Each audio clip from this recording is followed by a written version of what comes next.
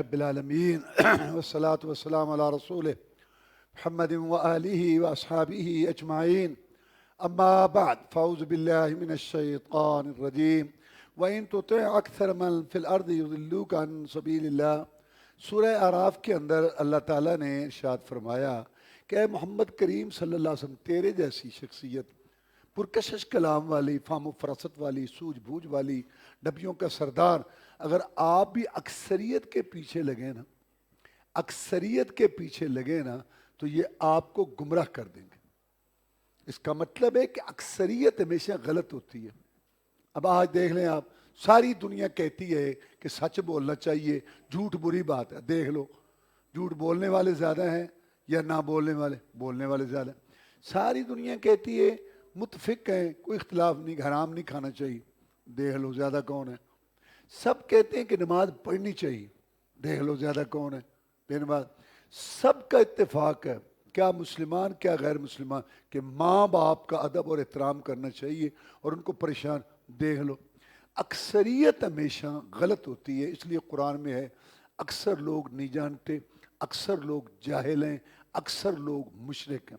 اس کے مقابلہ میں اللہ نے تھوڑوں کی تعریف کی کہ تھوڑے لوگ ہیں جو نصیحت حاصل کرتے ہیں، تھوڑے لوگ ہیں جو شکر کرتے ہیں۔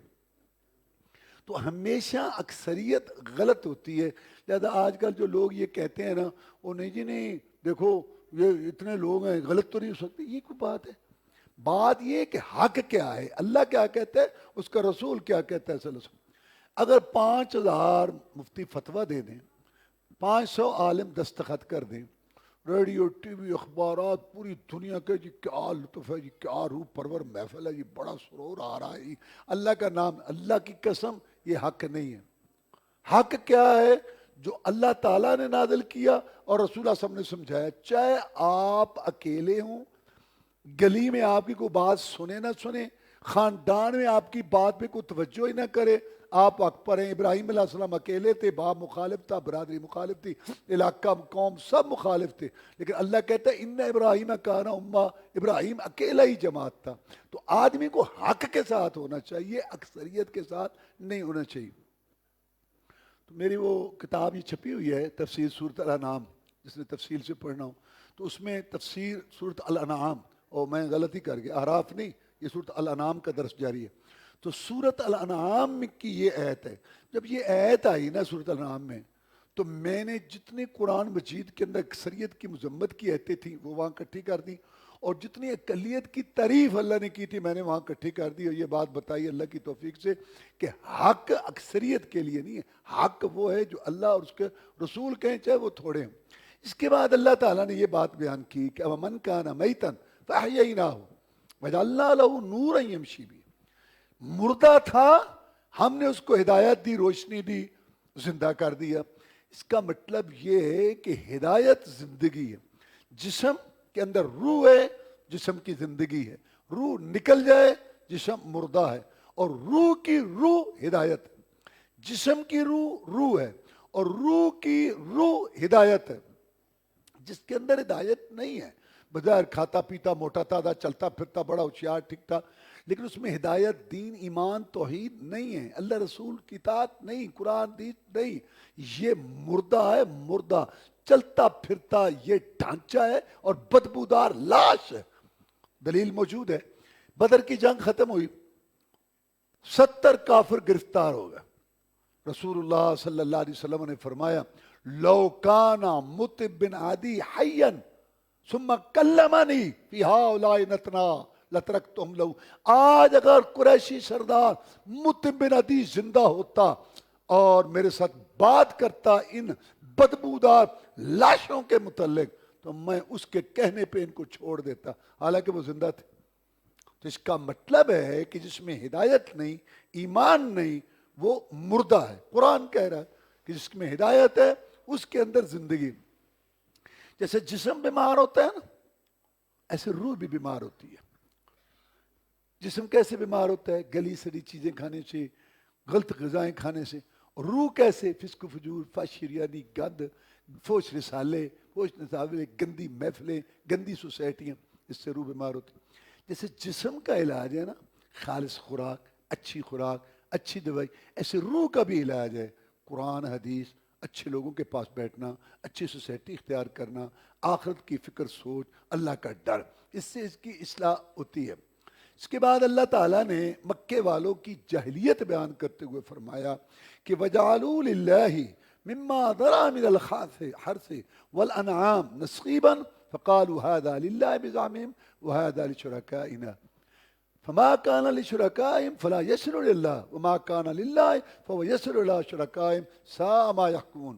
مکے والے کیا کرتے تھے؟ کھیتی لگاتے، یہ کھیتی اللہ کی ہے، یہ کھیتی ان درگاہوں کی اور ان مشکل کشاؤں کی، یہ جانور جو ہیں پیدا ہوئے یہ اللہ کے لیے، اور یہ جانور جو ہیں درگاہوں اور ان کے لیے مشکل کشاؤں کے لیے۔ اللہ فرماتا ہے کہ اگر وہ کھیتی جو ان مشکل کشاؤں معبودوں کے لیے تھی، اگر اس میں کوئی نقص آ جاتا، کمی ہو جاتی، تو پھر اللہ کی کھیتی سے دے دیتے، کہتے اللہ تو اللہ ہے نا، یہ فقیر یہ محتاج ہے ان کو دیں۔ اور جب اللہ والی کھیتی کم ہو جاتی تو اپنے مشکل کشاؤں سے ادھر حصہ نہیں کرتے تھے اور نہیں دیتے تھے۔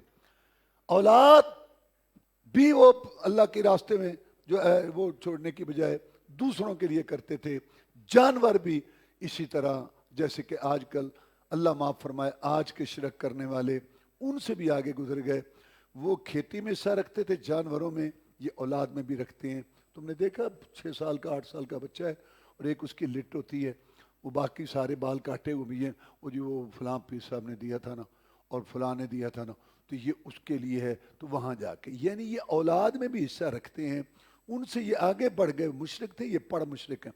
اس کے بعد اللہ تبارک و تعالیٰ نے ان 8 جانوروں کا ذکر بیان کیا کہ جو ہمارے لیے حلال ہیں، جیسے میں نے بتایا تھا بھیڑ نر مادہ، بکری نر مادہ، اونٹ نر مادہ اور گائے نر مادہ۔ اس کے بعد اللہ تبارک و تعالیٰ نے فرمایا شرک نہیں کرنا، والدین کے ساتھ نیکی کرنی ہے، اور بچوں کو قتل نہیں کرنا بھوک کے ڈر سے۔ یہ خاندانی منصوبہ بندی کہ آبادی کم کرو، یہ ساری خاندانی منصوبہ بندی کا کیا مقصد ہے؟ بدماشی بدکاری بڑھے، آبادی کم ہو۔ اور قتل نہیں کرنا بہت بڑا گناہ ہے، اور یتیم کے مال کے قریب بھی نہیں جانا، اور بے حیائی کے کام ظاہری ہوں یا خفیہ ان کے نزدیک نہیں جانا، اور وعدے پورے کرنے ہیں، اور ماپ پورا کرنا ہے، وزن پورا کرنا ہے۔ یہ اللہ تعالیٰ نے یہاں 8 باتوں کا ذکر کیا کہ ان پر عمل کرو۔ رسول اللہ صلی اللہ علیہ وسلم نے ایک دفعہ سیدھی لکیر کھینچی، 2 دائیں کھینچی 2 بائیں کھینچی، بڑے آسان طریقے سے بھی سمجھایا آپ نے اپنی امت کو۔ میں یہ 2 راستے دائیں طرف جو ہے نا یہ جہنم کے راستے ہیں اور گمراہی کے راستے، اور یہ بائیں طرف 2 راستے ہیں نا یہ جہنم کے راستے ہیں اور یہ برائی کے راستے ہیں، اور یہ درمیان والی لائن ہے نا یہ سیدھی لائن صراط مستقیم ہے۔ اور پھر آپ نے یہ آیت پڑھی یہ سورۃ انعام کی، وَأَنَّ هَذَا صِرَاطِي مُسْتَقِيمًا فَاتَّبِعُوهُ وَلَا تَتَّبِعُوا السُّبُلَ فَتَفَرَّقَ بِكُمْ عَنْ سَبِيلِهِ ذَلِكُمْ وَصَّاكُمْ بِهِ لَعَلَّكُمْ تَتَّقُونَ۔ یہ میری سیدھی راہ ہے، اس کی پیروی کرو، دوسرے راستوں پگڈنڈیوں کو چھوڑ دو، یہ سیدھی راہ ہے۔ عقیدہ جو میں نے بتایا، نماز جو میں نے سمجھائی، درود جو میں نے بتایا، وظیفہ جو میں نے بتایا، شادی غمی کا طریقہ، شکل صورت لباس کا، بیوی بیٹی کا لباس، مال کمانے خرچ کرنے کا طریقہ، عبادات کا جو میں نے بتایا، اس کو کرتے آؤ، اس پہ چلتے آؤ، مرنے کے بعد تمہاری میری حوض کوثر پر ملاقات ہو جائے گی۔ تو اللہ نے یہاں صراط حق کو ایک راستہ کہا اور گمراہی کے راستوں کو زیادہ کہا۔ حق ایک ہوتا ہے، گمراہی کے راستے زیادہ ہوتے ہیں۔ اللہ ایک ہے، اور جس رسول کی اطاعت کرنی ہے وہ ایک ہے۔ قرآن جو ہمارے لیے کتاب اتری ہے وہ ایک ہے، اس کی شرح تفسیر حدیث بخاری شریف پوری دنیا میں ایک ہے، تو یہ ایک ہے۔ اور گمراہی کے راستے شہروں کے، دیہاتوں کے، پیشواؤں کے، لیڈروں کے، نظاموں کے، دستوروں کے، گلیوں کے، محلوں کے، سارے وہ زیادہ ہے۔ حق ایک ہوتا ہے، گمراہی کے راستے زیادہ ہوتے ہیں۔ اس سے معلوم ہوا یہ جو لوگ کہتے ہیں 4 مذہب برحق، غلط بات ہے۔ دین ایک ہے، 4 مذہب برحق۔ ایک مذہب والا کہتا ہے کہ یہ نکاح ہو گیا، ایک والا کہتا ہے کہ نکاح نہیں ہوا ولی کے بغیر، یہ زنا ہے، اور ایک کہتا ہے کہ یہ جو ہے نا یہ حلال ہے حرام۔ اتنا فرق ہے اور تم کہتے ہیں 4 برحق۔ اللہ ایک ہے، رسول ایک ہے، اس نے لکیر آپ نے سیدھی کھینچی، میں یہ سارے گمراہی کے راستے ہیں دائیں بائیں، یہ حق کا راستہ ہے۔ ہم سورہ فاتحہ میں اللہ سے صراط مستقیم مانگتے ہیں، اہدنا الصراط المستقیم، یا اللہ میں دکھا دے سیدھی راہ، اس پر چلا، اس پر ہمارا خاتمہ فرما۔ یہ تینوں معنی ہیں اس کے اندر۔ اللہ سے مانگتے ہیں نا، تو یہاں سورۃ انعام میں اللہ فرماتے ہیں کہ اے نبی صلی اللہ علیہ وسلم لوگوں کو بتا دے کہ وہ سیدھی راہ اللہ نے بتا دی ہے مجھے، وہ سیدھی راہ اللہ نے مجھے بتا دی ہے جو ہم مانگتے ہیں۔ سورۃ انعام میں ہے قل اننی ہدانی ربی الی صراط مستقیم، کہہ دے اے نبی کہ میرے رب نے مجھے ہدایت دے دی ہے، صراط مستقیم مجھے بتا دیا ہے۔ وہ کیا ہے؟ دینا قیما ملت ابراہیم حنیفا وما کان من المشرکین، دین ٹھوس جو ابراہیم علیہ السلام کی ملت ہے، جو حنیف تھا۔ حنیف کا معنی یک طرفہ، مائل عن جمیل ادیان الی دین اللہ، ایک اللہ کے لیے دینا، ایک اللہ کے لیے روکنا، ایک اللہ کے لیے جوڑنا، ایک اللہ کے لیے توڑنا، ایک اللہ کے لیے محبت، ایک اللہ کے لیے دشمنی، ایک اللہ تبارک و تعالی، اس کی رضا۔ اس کے لیے ابراہیم علیہ السلام نے اپنے باپ کو سمجھایا، برادری سے ٹکر لی، وقت کی حکومت کو سمجھایا، گھر سے بے گھر ہوا، اور اپنی بیوی بچے کو جنگل میں چھوڑا، آگ کے شعلوں کے سپرد ہوا، اور سب کو قربان کر کے بیٹا بچا تھا اس کے گلے پہ چھری رکھ دی کہ یا اللہ میں ابراہیم پر راضی ہو جانا کہ میرے دل کے بالوں اور تندیوں میں تیرے بغیر کسی اور کی محبت نہیں۔ دیناً قیما ملت ابراہیم حنیفا، یہ ہے صراط مستقیم، ٹھوس دین، ملت ابراہیم حنیفہ جو یک طرفہ تھا، وما کان من المشرکین، اور جو مشرک نہیں تھا۔ نبی تو کہہ دے کہ میں بھی اسی کے راستے پر ہوں۔ قل ان صلاتی ونسکی ومحیای ومماتی للہ رب العالمین لا شریک لہ وبذلک امرت وانا اول المسلمین۔ نبی کہہ دیجئے صلی اللہ علیہ وسلم کہ میں محمد صلی اللہ علیہ وسلم کی نمازیں، میرے رکوع سجدے قیام خشوع خضوع، رونا گر گڑانا گریہ زاری، سوال استغاثہ فریاد پوری کرانا، اور وہ نسکی میری قربانیاں بکرے چترے جانور ذبح کرنا، کھانے پکا کے تقسیم کرنا، محیایا میری پوری زندگی، گھڑیاں لمحات مہینے سال، ومماتی اور میری موت، نہ باب ابراہیم علیہ السلام کے لیے، نہ بھائی موسیٰ علیہ السلام کے لیے، نہ کسی اور زندے مردے کے لیے، میرا سب کچھ للہ، ایک اللہ کے رب العالمین، جو رب ہے تمام جہانوں کا، جہان چرند کا پرند کا درندوں کا، خشکی کی مخلوق تری کی مخلوق، سب کو پیدا کر کے ان کی ضروریات کا انتظام کرنے والا میں محمد صلی اللہ علیہ وسلم کا سب کچھ اس لیے۔ اے نبی صلی اللہ علیہ وسلم، عقیدہ ان کا جن کا تیرے عقیدے سے مل گیا، اور جن کا عقیدہ تیرے عقیدے سے نہیں ملا ان کا عقیدہ ہی کو نہیں بتایا ان کو اپنا عقیدہ۔ لا شریک اللہ، جس اللہ کا کوئی شریک، کوئی سانجھی برابری کرنے والا نہیں، اپنی مرضی کا مالک ہے، کسی کو دے، کسی کو محروم رکھے، کسی کا چولہا جلا دے، کسی کا بجھا دے، کسی کشتی پار لگا دے، کسی کی ڈبو دے۔ سن لے گناہگار کی، سن لے، جواب دے دے، چٹا کورا پیغمبر نوح علیہ السلام کو جواب دے دے کہ میں نے تیرے بیٹے کو نہیں بخشنا، اور سوال بھی نہ کرنا۔ آگے سورہ الاعراف ہے۔ اعراف ایک تیسرا گروہ ہے جنت اور جہنم کے درمیان۔ پورے قرآن میں اللہ تعالیٰ نے یہ بیان کیا ہے کہ جنت والے لوگ ہوں گے اور جہنم والے، دو گروہوں کا، لیکن یہ صورت اس میں تیسرے گروہ کا بیان ہے جو جنت جہنم کے درمیان والی دیوار پر ہوں گے شروع میں، بعد میں جنت میں جائیں گے۔ اللہ تعالیٰ ترازو لگائیں گے قیامت کے دن، جن کا نیکیوں والا پلڑا بھاری ہو گیا وہ جنت میں، اور جن کا گناہوں والا پلڑا بھاری ہو گیا وہ جہنم میں، اور جن کے دونوں پلڑے برابر ہو گئے نیکیوں برائیوں والے، وہ جنت جہنم کے درمیان دیوار پر ہوں گے۔ یہ اعراف ہیں۔ چونکہ سورت میں تیسرے گروہ کا ذکر ہے اس لیے سورت کا نام الاعراف ہے، اور سورت مکی ہے، ہجرت سے پہلے نازل ہوئی۔ اس میں اللہ تعالیٰ نے ارشاد فرمایا اتبعوا ما انزل الیکم من ربکم ولا تتبعوا من دونہ اولیاء قلیلا ما تذکرون، پیچھے لگو، پیروی کرو اس چیز کی جو تمہاری طرف، تمہارے رب کی طرف سے اتارا گیا، اور اللہ تعالیٰ کے علاوہ کسی اور کی بات کے پیچھے نہ لگو، تھوڑی ہے جو تم نصیحت حاصل کرتے ہو۔ دیکھو نا، اللہ خالق ہے، مالک ہے، رازق ہے، خوراک غذا دیتا ہے، ہم اس کے بندے، پیداوار، ہمیں ہمارے باپ دادے پردادے کو اس نے بنایا، زمین آسمان کائنات سورج چاند ستارے سب اس نے بنائے، ذرے ذرے پتے پتے پر اسی کا قبضہ اختیار ہے۔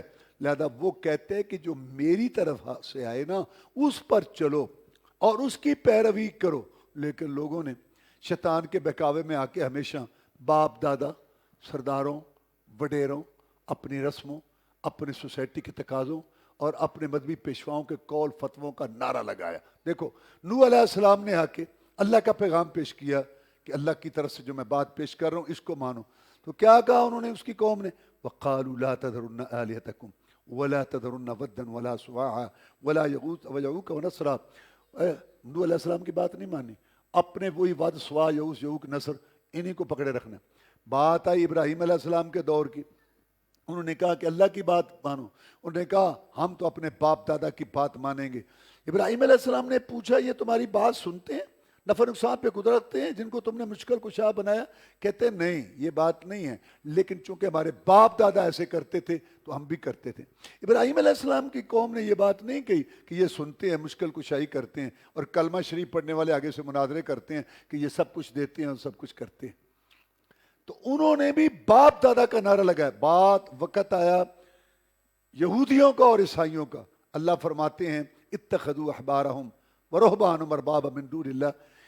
انہوں نے یہودیوں اور عیسائیوں نے اپنے علماء کو اور مذہبی پیشواؤں کو رب بنا لیا تھا. حاتم طائی کا لڑکا عدی رضی اللہ تعالیٰ عنہ صحابی رسول تھے صلی اللہ علیہ وسلم. انہوں نے جب یہ عیز سنی تو کہا کہ اے اللہ کے رسول صلی اللہ علیہ وسلم میں بھی تو عیسائی تھا، ہم نے رب تو نہیں بنایا تھا اپنے علماء کو اور مذہبی پیشواؤں کو. رسول اللہ صلی اللہ علیہ وسلم نے پوچھا اچھا مجھے یہ بتا، جس چیز کو تمہارے علماء مذہبی پیشوا حلال کر دیتے تھے اس کو تم حلال نہیں سمجھتے تھے، جس کو حرام کر دیتے تھے اس کو حرام نہیں سمجھتے؟ ہاں جناب یہ بات ہوتی. تو اور سینگ ہوتے ہیں حلال حرام کرنا، ثواب گناہ بیان کرنا اللہ کا حق ہے.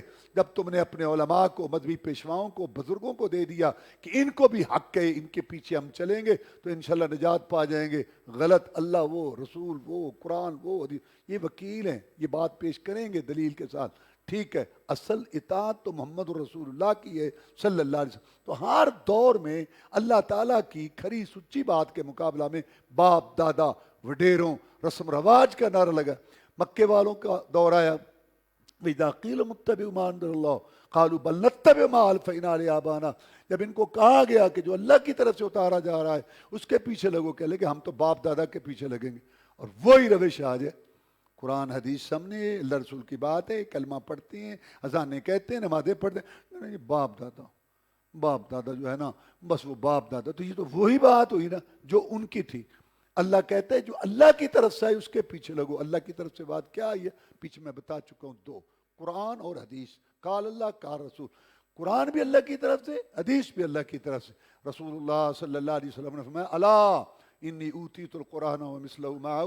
خبردار میں قرآن بھی دیا گیا ہوں اور میں قرآن جیسی ایک اور چیز بھی دیا گیا ہوں. اس لیے فرمایا ترکت فیکم امرین لن تضلوا ما تمسکتم بہما کتاب اللہ و سنت نبیہ. میں دنیا سے جا رہا ہوں، دو چیزیں چھوڑ کے جا رہا ہوں اور میں گارنٹی دیتا ہوں تم کبھی گمراہ نہیں ہوگے جب تک ان دو چیزوں کو پکڑے رکھو گے کہ رب کا قرآن، ایک میں محمد صلی اللہ علیہ وسلم کا فرمان. اور یہ پڑھنے سے آئے گا. دنیا اللہ ہر ایک کو دیتا ہے، کوئی مانگے اس کو بھی ملتی ہے، کبھی بغیر مانگے بھی ملتی ہے، کوئی محنت کرے اس کو ملتی ہے، کبھی بغیر محنت کے. لیکن دین، ایمان، ہدایت، صراط مستقیم، رسول اللہ صلی اللہ علیہ وسلم والا عقیدہ، آ والی نماز، آ والا درود، آ والا وظیفہ، آ والی شادی غمی، آ والا طریقہ رہن سہن نہیں ملتے بغیر دعا کے، طلب کے، تڑپ کے، تحقیق کے، ریسرچ کے، غور و فکر کے، بغیر محنت کے. والذین جاہدوا فینا لنہدینہم سبلنا. اللہ کہتے ہیں جو کوشش کرتے ہیں ہماری راہ میں ہم ان کی رہنمائی کرتے ہیں. اگر آدمی کہنا ٹھیک ہے جہاں کو لگا تو بھی ٹھیک میں بھی ٹھیک، جہاں کو لگا اللہ کہتا لگا پھر، کہیں لگے پھرتے تو بھی لگا پھر. 60-65 سال تیری زندگی ہے، 70 سال تیری زندگی ہے. اس سے پہلے میں نے تجھے نہیں پوچھنا. ڈائری تیری لکھی جا رہی ہے، جگہ وقت دن سب تحریر ہو رہا ہے. جو تیرا دل چاہتا ہے تو کر، لگا پھر. اور جب میرے پاس آئے گا اس ڈائری کے متعلق تیرے ساتھ میں سلوک کروں گا اور تیرا حساب کتاب لوں گا. تو یہ دین سیکھنے سے آتا ہے. اب اتنے لوگ بیٹھے ہیں، کتنے لوگ ہیں جن کے گھروں میں قرآن کی تفسیر، کتنے لوگ ہیں جن کے گھروں میں بخاری شریف مترجم. دین ٹھیکے پہ دیا ہوا ہے. کبھی کسی نے سوچا کہ آج چھٹی کا دن ہے، آؤ بچوں بیٹھو دیکھیں اللہ کیا کہتا ہے، اس کا رسول. اللہ کی قسم کھا کے کہہ رہا ہوں بالکل پکی سچی بات ہے کہ جو دین کو پڑھے گا، سمجھے گا، آئے گا، طلب کرے گا، دعا کرے گا، میں اس کو دین ملے گا. ورنہ اللہ کی غیرت گوارا ہی نہیں کرتی، اور تو بھی ٹھیک ہے میں بھی ٹھیک ہے، جہاں کو لگا لگا، تو اس کو اللہ تبارک و تعالیٰ اس کو ہدایت نہیں دیتے. اس کے بعد آدم علیہ السلام کا قصہ ہے بڑی تفصیل سے یہاں، کہ اللہ تعالیٰ نے آدم علیہ السلام کو کہا کہ آپ اور آپ کی بیوی جنت میں رہو، اور شیطان چونکہ دشمن بن گیا تھا تو اس نے کہا اب میں نا آدم سے بدلہ لوں گا. اچھا، اللہ نے شیطان کو حکومت نہیں دی، شیطان کے پاس حکومت اختیار نہیں ہے کہ زبردستی کسی کو چوری پر لگا دے، زبردستی کسی کو جو ہے بدکاری پر لگا دے. نہیں، ایک اختیار اس کو اللہ نے دیا ہے، کیا؟ وسوسہ. وسوسہ کا معنی خفیہ خیال، خفیہ خیال ڈالنا اور برے کام کو مزین کر کے پیش کرنا. یہ اللہ تعالیٰ کو حق پہنچتا ہے اپنے بندوں کی آزمائش کرے، تو شیطان کو آزمائش کے لیے رکھا اور اس کو اتنا اختیار دیا ہے وسع خفیہ خیال کا، اس سے زیادہ نہیں. تو اس نے آدم کے دل میں خیال ڈالا کہ آدم، اتنی بڑی جنت، اتنا بڑا رب، سب کچھ تیرے لیے حلال کر دیا، سوری جنت، اگر یہ درخت بھی تیرے لیے حلال کر دیتا جس کے متعلق تجھے کہا ہے کہ اس کے قریب نہیں جانا، تو اللہ کے خزانوں میں کوئی کمی آنی تھی؟ نہیں. تو پھر سوچنا کہ اس سے کیوں روکا ہے؟ آدم علیہ السلام نے سوچا کہ نہیں، تھوڑی ہے جنت ساری، مجھے کیا ضرورت ہے. پھر خیال ڈالا، پھر خیال ڈالا، پھر خیال ڈالا. بالآخر اس نے کہا کہ اس کا فائدہ یہ ہے کہ جو اس درخت کا پھل کھا لیتا ہے وہ ہمیشہ ہمیشہ جنت کا باشندہ بن جاتا ہے، اور اللہ کا کوئی پروگرام نہیں ہے تجھے یہاں مستقر رکھنے کا، باقی تیری مرضی. یہاں سے بابا نے سوچا کہ جنت میں ہمیشہ ہمیشہ رہیں تو یہ تو بڑی اچھی بات ہے. پھر اس نے قسم اٹھا دی. اب قسم اٹھا کے کبھی کسی نے جھوٹ نہیں بولا تھا اس سے پہلے، یہ پہلا موقع تھا کہ اللہ کا نام لے کے جھوٹ بول رہا ہے. یہاں بابا پھنس گیا.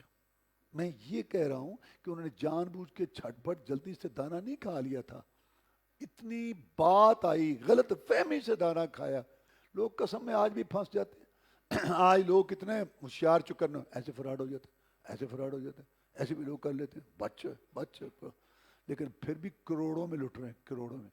اور جب کوئی دوست پوچھتا ہے اس سے قریبی، اور تیری عقل گھاس چرن گئی سی، تینوں پتہ ہی نہ لگا، اور ٹھنڈے ساگ پھر کے کہندا ہے قسماں بڑیاں چکدا سے. تو کہنے کا مقصد ہے آج بھی لوگ پھنستے ہیں. اس وقت تو کبھی کسی نے قسم اٹھا کے جھوٹ بولا ہی نہیں، بابا پھنس گیا. اس کے باوجود جنت میں نتیجہ نکلا غلطی کا، دانا کھانے کا. بابا ننگا ہو گیا، ہماری ماں ننگی ہو گئی، نورانی لباس اتر گئے اور ننگ دھڑنگ ہو گئے. جنت کے اندر امن سکون کی جگہ رونے دھونے کا گھر بن گئی. آدم بھی رو رہا ہے، ابا بھی رو رہی ہے. اس کا مطلب ہے نافرمانی اپنا نتیجہ نکالتی ہے. اگر جنت میں یہ نتیجہ نکل سکتا ہے تو دنیا تو ہے ہی پہلے مصیبتوں کا گھر. غلطیاں غلطیاں غلطیاں، پھر غلطے، آنکھوں کے گناہ، کانوں کے گناہ، زبان کے گناہ، ہاتھوں کے گناہ، پاؤں کے گناہ، دل کے گناہ، شکل صورت کے گناہ، لباس کے گناہ، نماز جو چھوڑنے کے گناہ، اور سود دھوکہ، ہر گناہ گناہ گناہ کر کے. اور پھر بریک ہی نہیں لگ رہی. زلزلے آ گئے، طوفان آ گئے، اور آج کل یہ کرونا صاحبہ کوئی ٹس سے مس نہیں ہو رہا، کسی کو کوئی اصلاح کی توفیق نہیں ہو رہی. ہاں 20 سال میں غلطیاں، 30 سال، 40، 50، 70 سال مر گئے، اکڑ ختم نہیں ہوئی. یہ دنیا اتنی مصیبتوں کا گھر، یہاں ہم گناہوں والی زندگی گزاریں گے. اور اگلی مصیبت یہ ہے کہ احساس بھی نہیں ہے کہ ہم گناہ کر رہے ہیں. وائے ناکامی متائے کارواں جاتا رہا، اور کارواں کے دل سے احساس زیاں جاتا رہا. یارو قافلے تو لٹتے ہی رہتے ہیں. غم یہ ہے کہ لٹنے والے بے وقوفوں کو اپنا احساس ہی نہیں. اگلی مصیبت یہ کہ گناہ کا احساس ہی نہیں. پھر تم کہو کہ ہمارے گھروں میں سکون ہو، ہمارے علاقے میں سکون ہو. اس سے بڑی حماقت اور بے وقوفی اگر وہاں نکل سکتا ہے نتیجہ تو یہاں نہیں. اگلی بات اللہ نے یہ بیان میں، اس نے کیوں ایسا کیا؟ شیطان کو کیا مسئلہ تھا؟ اللہ کہتا ہے لِيُبْدِيَهُمَا سَوْآتِهِمَا، وہ ان کی شرم گاہیں دکھانا چاہتا تھا، ان کو ننگا کرنا چاہتا تھا. یہ ہے شیطانی ایجنڈا کہ انسان کی شرم گاہیں، انسانوں کی شرم گاہیں نمایاں ہوں، نظر ہوں. وہ یہ چاہتا ہے. آج کل دیکھ لو حکومتی پروگرام، لوگوں کے پروگرام، اور یہ جو کپڑے لباس بنتے ہیں، یہ جو کمپنیاں ہیں، یہ حواس باختہ عورتیں ہیں، یہ سارا جو کچھ تمہارے پاس میڈیا ہے، اور یہ جو سارے اخبارات اور یہ موبائل اور یہ سوشل میڈیا اور پتہ نہیں کیا کیا، یہ سارا کچھ کیا ننگا کرو، ننگا ننگا، ایک ہی مشن ہے، ننگا۔ ان کی شرمگاہ اور ٹیٹ لباس، باریک لباس سب نظر آ رہا ہے۔ میں سوچتا ہوں پتہ نہیں شرم حیا کہاں گئی ہے۔ بھائیوں کے سامنے بہنیں ننگی ہیں، اب بہنوں کے سامنے بھائی ننگے ہیں، لیکچر قسم کے گندے لباس، ایک ایک ادھر نظر آ رہا ہے، اور سارا یہ ہے شیطان کا ایجنڈا، یبدی یوم سوا، ننگا کرا، اور یہ دشمنی کی انتہا ہوتی ہے۔ آج بھی اللہ نہ کرے کسی کو کوئی دشمنی ہو شہر یا گاؤں میں، کہ اندر میں تینوں ننگا کرا، تو کہاں گا میں تیرے کپڑے بازار چلاواں گا، اور ننگا کر کے ننگا کرتے ہیں بازار کے اندر۔ کیا مطلب؟ دشمن ننگا کرتا ہے، شیطان نے ننگا کیا ہمارے بابا کو اور ہماری ماں کو۔ اور قرآن میں اسی صورت میں آگے اللہ نے فرمایا، یا بنی آدم لا یفتننکم الشیطان کما اخرج ابویکم من الجنت ینزع لباسہما لیریہما سوآتہما۔ اے آدم کے بیٹو، تمہیں شیطان فتنے میں نہ ڈالے جس نے تمہاری ماں اور باپ کو ننگا کرا کے جنت سے نکلوایا۔ اور سب سے بڑا بغیرت وہ ہوتا ہے جو اپنے باپ کے دشمن کے ساتھ سمجھوتا کرے۔ اس نے ہماری ماں اور باپ کو ننگا کرا کے نکلوایا، اور اس کے اشاروں پہ سب ناچ رہے۔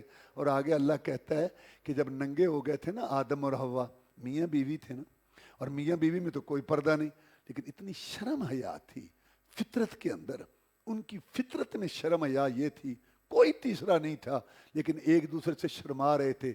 قرآن کہتا ہے یخصفان علیہما من ورق الجنہ، جنت کے درختوں کے پتے توڑ توڑ کے اپنی شرمگاہوں کو چھپا رہے تھے۔ کتنی شرم تھی جو اولاد آدم سے نکل گئی، شرم و حیا ختم ہو گئی، اور حالانکہ یہ فطرت میں تھی وہاں۔ اس کے بعد اللہ تعالیٰ نے فرمایا جو شرک پر مرتے ہیں نا، لا يدخلون الجنت حتی یلی الجمل فی سم الخیاط، یہ لوگ جنت میں نہیں جا سکتے جیسے اونٹ سوئی کے سوراخ میں نہیں جا سکتا۔ اس کے بعد اللہ تبارک و تعالیٰ نے 3 گروہوں کا تذکرہ کیا، جنت والوں کا، جہنم والوں کا، اور اعراف والوں کا۔ اور اعراف والے پہلے وہاں دیوار پر تھے، بعد میں وہ بھی جنت میں چلے گئے۔ اس کے بعد اللہ فرماتے ہیں ربکم اللہ الذی خلق السماوات والارض فی 6 ایام ثم استوى علی العرش، تمہارا رب وہ ہے جس نے زمین اور آسمان کو بنایا 6 دنوں میں۔ وہ ایک پل میں بھی بنا سکتا تھا، لیکن اللہ نے بندوں کو سکھایا ایستگی، ترتیب، تنظیم سے کام کرو، جلد بازی نہ کرو۔ اور پھر وہ مستوی ہوا عرش پر، اللہ عرش پر ہے، عرش پر ہو کر بھی شارک کے قریب ہے، شارک کے قریب ہو کر بھی عرش پر ہے۔ یہ دور نزدیک کے چکر ہمارے لحاظ۔ اس کے بعد اللہ تعالیٰ نے نبیوں کے حالات بیان کیے، لقد ارسلنا نوحا الی قومہ فقال یا قوم اعبدوا اللہ ما لکم من الہ غیرہ۔ نوح علیہ السلام کو ہم نے بھیجا کہ لوگوں کو بتاؤ کہ اللہ کی عبادت کرو، دوسرے کی نہ کرو۔ انہوں نے آگے سے کہا کہ اے نوح تو ہمیں گمراہ لگتا ہے۔ تو نوح علیہ السلام نے کہا میں گمراہ نہیں ہوں، میں اللہ کا رسول ہوں۔ پھر آگے فرمایا وَإِلَىٰ عَادٍ أَخَاهُمْ هُودًا فَقَالَ يَا قَوْمِ اعْبُدُوا اللَّهَ مَا لَكُم مِّن إِلَٰهٍ غَيْرُهُ۔ نوح علیہ السلام عراق کے علاقے میں تھے، اور قوم عاد یمن کے علاقے میں صحرا ٹیلے تھے، وہاں رہتے تھے۔ تو ہود علیہ السلام نے کہا کہ قوم عاد ایک اللہ کی عبادت کرو، اس کے ساتھ کسی اور کی عبادت نہ کرو۔ انہوں نے کہا ہمیں تو بے وقوف لگتا ہے، کتنا حوصلہ ہے پیغمبر کا۔ نے کہا لیسا بھی صفحہ، میں بے وقوف نہیں ہوں، میں اللہ تعالیٰ کا رسول ہوں، اور تمہارے لیے ایک پیغام لے کے آیا ہوں۔ پھر اس کے بعد اللہ نے ذکر کیا وَإِلَىٰ ثَمُودَ أَخَاهُمْ صَالِحًا، قوم سمود، یہ مدینہ طیبہ سے جائیں شمال کی طرف تو خیبر آتا ہے، خیبر سے تقریباً 160 کلومیٹر مغرب کی طرف واد القریٰ تیمہ، یہ علاقے تھے ان کے۔ پہاڑوں کو کھود کھود کے گھر بناتے وہ رہتے تھے، عمریں زیادہ تھیں، مکان ساتھ نہیں دیتے تھے، تو پہاڑوں کو کھود کے اس میں رہتے تھے۔ اب بھی وہاں نشانات ہیں کہ ایک اللہ کی عبادت کرو، اللہ تعالیٰ کے ساتھ کسی اور کی عبادت نہ کرو۔ اس کا مطلب ہر نبی نے اللہ تبارک و تعالیٰ کی طرف بلایا، اور 2 باتیں کہ اللہ کے لیے کرو، دوسرے کے لیے نہ کرو، اللہ کے لیے دو، دوسرے کے لیے نہ دو، اللہ کے آگے جھکو، دوسرے کے آگے نہ جھکو۔ یہی بات ہے اسلام کے اندر۔